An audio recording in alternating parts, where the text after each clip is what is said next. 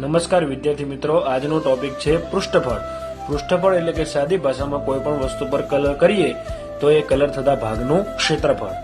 સૌપ્રથમ નળાકારમાં જોઈએ તો એમાં બે એટલે કે આર અને એચ ને ધ્યાનમાં લઈએ તો નળાકારની વક્ર સપાટીનું ક્ષેત્રફળ બરાબર 2πRh અને નળાકારની કુલ સપાટી એટલે કે એનું માથું અને તળિયું બંનેને ગણીએ તો વર્તુળના ક્ષેત્રફળ બે વખત ઉમેરતા નળાકારની કુલ સપાટીનું ક્ષેત્રફળ 2πr(h+r).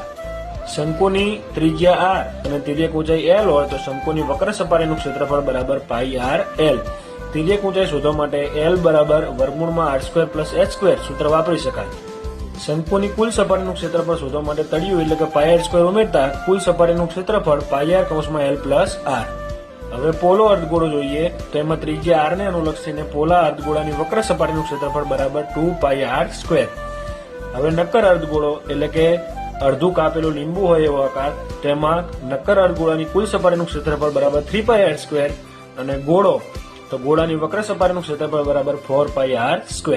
ચોથા નંબરનો મહત્વનો આકાર સમઘન, જેમાં l અને l એટલે કે સમઘનનું કુલ પૃષ્ઠફળ 6l², તળિયા વગરનું 5l² અને પાર્શ્વ પૃષ્ઠોનું 4l². પાંચમો મહત્વનો આકાર લંબઘનનું કુલ પૃષ્ઠફળ 2 (lb+bh+hl) અને લંબઘનનું પાર્શ્વ પૃષ્ઠો નીચે પ્રમાણે જોઈ શકાય.